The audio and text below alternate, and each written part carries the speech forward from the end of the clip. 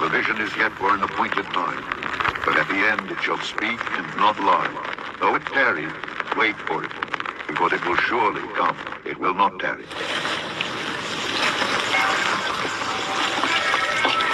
The human body is the next big platform. We're updating our bodies with technology on a large scale already with wearables. But all of the wearables we wear today will be implanted in our bodies within the next 5 to 10 years. Everything is done in stages. After the RFID goes in the card and then your passport, it's going to go into your body. That's what they're going to try and do. And that's connected to a database that has your purchasing records, what you do.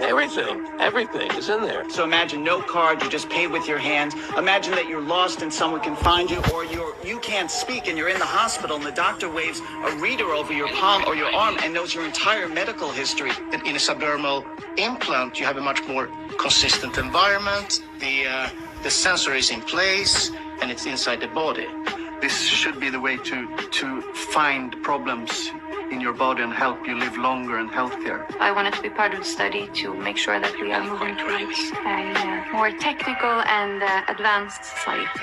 And we have a lot of examples now where a sensor put right underneath the skin can sense things like oxygen and other chemicals that are very important to our metabolism. And not just sense that for a day or a week or even a month, but we imagine that sensing these parameters can go on for a period of years.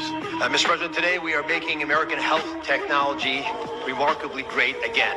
But this is being developed by the United States Digital Service, led by Amy Gleason, who's a wonderful technologist. She and I were with the President and Secretary Kennedy and the head of the czar for AI in this country on Wednesday, talking about overall how we're going to change the use of health technology in America. We've got to get into 2025 with health technology, as is true in every other sector. That whole, I know it's very futuristic, I get it, but I think what's wrong with just taking out your card, but good for them. I think it's the wave of the future that we'll all have implanted, especially that have our medical records. So you would do it? Sure.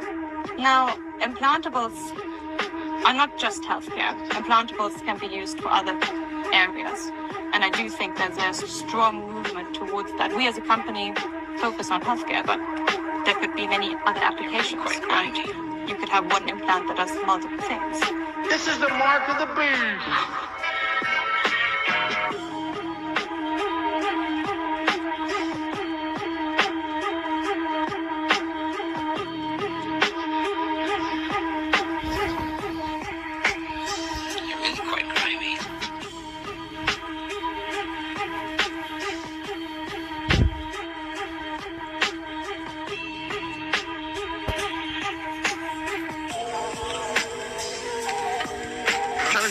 One of the biggest discoveries is actually this tiny. See how small that is?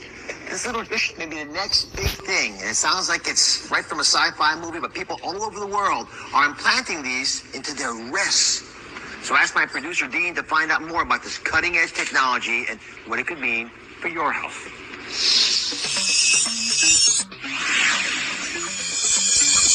The possibilities are limitless, especially when it comes to your health. Imagine you're rushed to the hospital without any identification, but with just one scan of your chest, doctors know your name, date of birth, medical history, insurance, blood type, allergies, even the medication you're taking. This fish in your wrist won't just change your life. One day, it might just save it. And that's why this little RFID microfish is the next big thing. For decades, America's healthcare networks have been overdue for a high-tech upgrade, and that's what we're doing. The existing systems are often slow, costly, and incompatible with one another. But with today's announcement, we take a major step to bring healthcare into the digital age, something that is absolutely vital. You got to do it. Moving from clipboards and fax machines into a new era of convenience, profitability, and speed, and frankly, better health for people.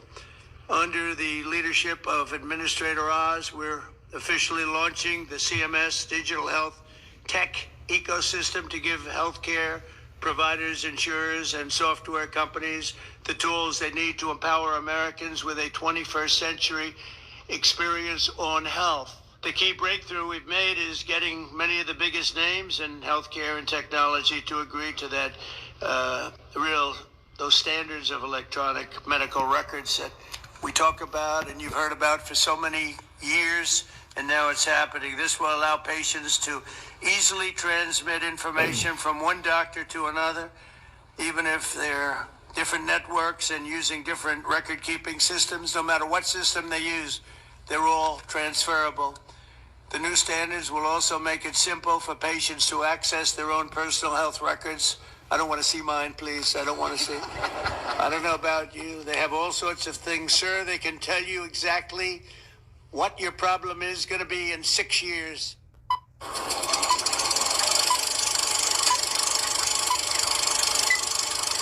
I'm going to be speaking to the Congressional Health Caucus week after next to talk about some things, because it's very important that people put forward a plan. And, the thing that I favor is using electronic medical records that are embedded in a microchip, not in cyberspace so that anybody can get it. And think about the savings.